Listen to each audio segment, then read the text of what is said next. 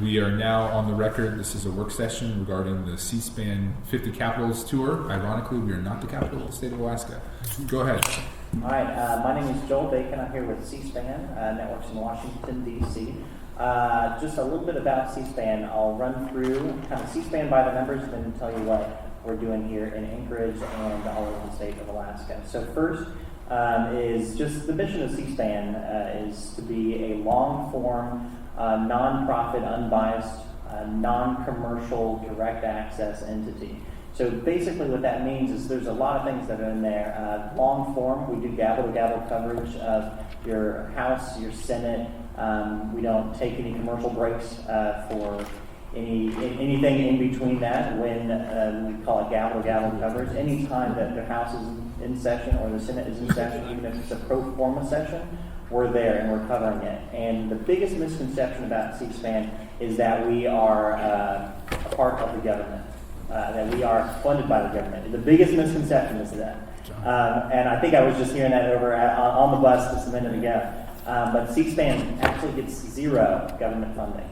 We have no funding from the government. We're actually completely funded by cable and satellite companies around the country. We get about 6.5 cents per cable subscriber, and that's how we operate. That's our complete operational budget. So locally here in Alaska, we're funded through GCI. So that's really important. So we're all, just because we can be nonpartisan, just so we can have anybody on, no commercials, and we're also not partisan for the government. So whoever's in power this term is not going to be controlling our purse strings, and whoever's in power next term is not going to be changing it up then. So that's very important to everything that C-SPAN does. C-SPAN is a company that has 275 people working for it. Most of it is in our Washington, D.C. office, and then we have our archives office, which is really important, and I'll tell you a little bit more about that in a minute.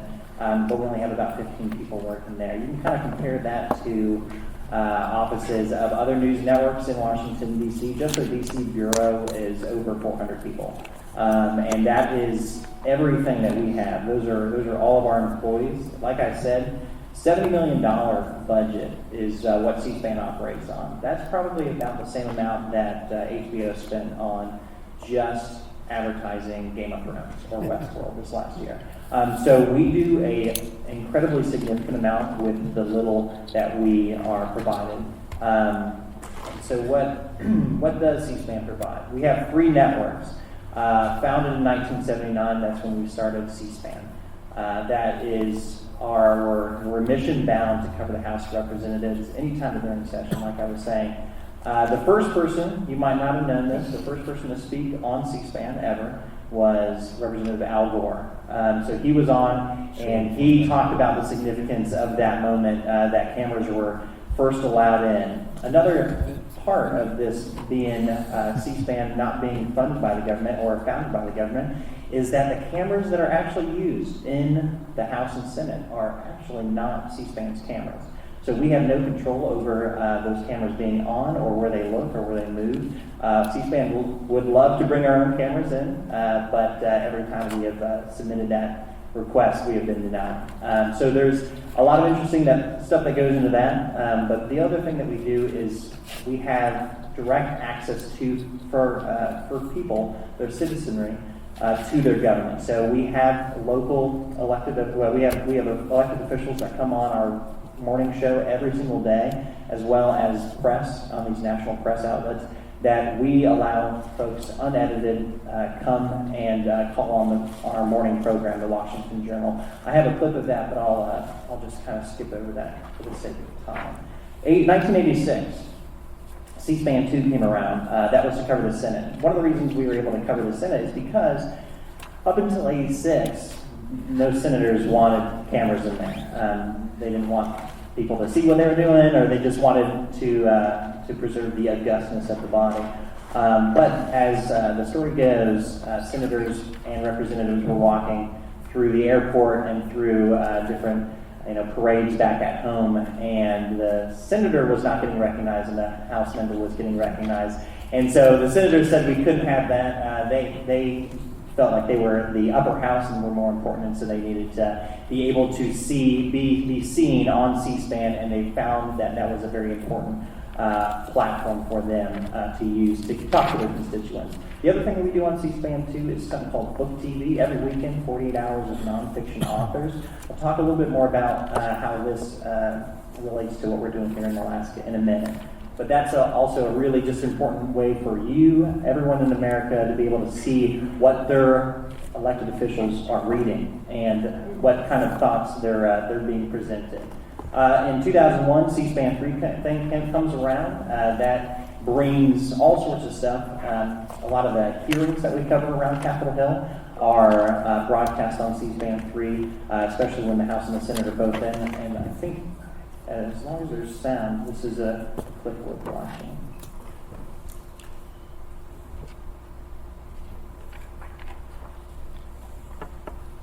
Do we have sound?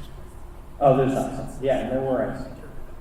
That is totally fine. Basically, that was a clip of Mark Zuckerberg being asked if he could tell the Senator Durbin where he stayed, where he was sleeping that night, and if he would be willing to ask or to tell what were the contents of his messages and who he messaged.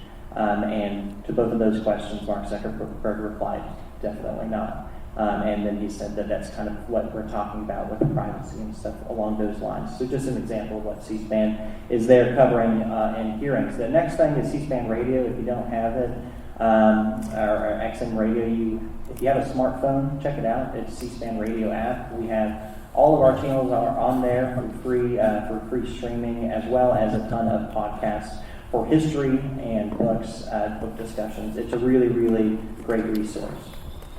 The next thing is 240,000. That's how many hours of video we have in our video library. That video library, our archives, is an incredible way for you to see. It's the public record of what's been going on in DC for almost 40 years now. Pretty much everything that we've aired since 1979 is in our video archives, and we are updating it constantly. So that number keeps on rising. Every person, transcript, topic, everything is on there, and it's free to use and free to share and clip. 26,700. That's how many teachers we have that work with us nationwide on our C-SPAN Classroom. C-SPAN Classroom is an incredible resource that provides free lesson plans. It also provides bell ringers for teachers to bring into the classroom what's going on in DC, what's happening around the country in a little bit more in-depth way. The other part of that is something called C-SPAN Student Cam, which is a documentary film competition where C-SPAN gives out $100,000 every year to students around the country. We had over 5,000 students participate this last year about the Constitution, and they picked a provision of the Constitution and said why it was important to them. So this is something that we do to engage students and teachers all over the country. Next, I'll just talk about the C-SPAN bus program, our community vehicle that some of you have just seen outside. Has been traveling around since 1993. So we're hitting our 25th anniversary this year. As part of that community vehicle, we've had different ones throughout the years, but it is out there to engage our audiences, making sure people know more about C-SPAN and what we're bringing to them. And that kind of ties right into what we're doing right now, is we're on a 50 Capitals tour for our 25th anniversary and our new bus that we just launched last year. We're going to every single state capital, and yes, we know that Anchorage is not the state capital. We were in Juneau last Monday and Tuesday, where we actually interviewed your governor and your lieutenant governor. But we've also, a couple of numbers that are on that slide, 37. So that's how many state capitals we've been to, 38 being Alaska. 140, that's how many cities we've gone to over the last about 10 months now as part of this tour. 140 different cities where we've had events. 58,000, that's how many people have come out to the bus during this specific tour. And then 260. That's a really important number because on top of talking to elected officials and folks like yourselves, and hearing from you, 260, that's the number of interviews we've done with non-statewide elected officials, with local elected officials, but with also just folks that are coming out to the events that we hold. So as C-SPAN is not just trying to hear only talking points, but we want to know what people are facing in their different communities all over the country, and that's something that's been really an important part of what we're doing on this tour. And then the last thing is because C-SPAN and our community program has not made it up to Alaska very often. This is our actual second time in the 25-year history of the bus program. We knew we were going to be up here, and we knew we needed to kind of make it a special event. So on the 21st and the 22nd of next month, we're actually going to be having something called Alaska Weekend. And so that is something that we're doing that is actually going to be highlighting Juneau, Fairbanks, and Anchorage.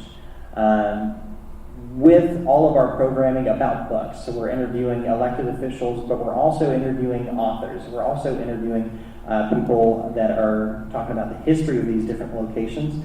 So just a few of those. In Juneau, we talked through the state capitol and the seafood industry. In Fairbanks, we talked about the oil pipeline. We also talked about Fort Wainwright. We've had a couple of authors as well. And then in Anchorage here, we did interviews and we shot video at the Alaska Native Heritage Center, the Smithsonian Arctic Studies Center, the Ted Stevens Papers Project, and the Anchorage Museum, as well as we are visiting the University of Anchorage and their special collections on the 1964 Alaska earthquake and the 1989 Exxon Valdez oil spill. So these are things that are important to your history, your community, what has shaped Anchorage and Alaska on a whole, and you guys are really getting the special treatment while what we're going to be doing on C-SPAN. And that's going to be on all three networks, C-SPAN, C-SPAN 2, and C-SPAN 3, and it'll be pretty much all weekend, July 21st, 22nd. We hope you guys like it, and we hope we show off all of the great things that your city and your state have to offer in a way that is appropriate to you guys. So I'm happy to answer any questions that you might have. That's just kind of a quick run through of what C-SPAN is, what we're doing, and why we're here. So thank you so much for letting me talk. Thank you. We could take questions now. We only have a little bit of time before our meeting. I think for those who haven't been interviewed yet, go out to the bus and get interviewed. Maybe we could all go out there and take a photo too. What do you think? Carolyn's here. We could all walk out there and take a photo. Let's do that just for a moment. And then those who want to can stay and be interviewed.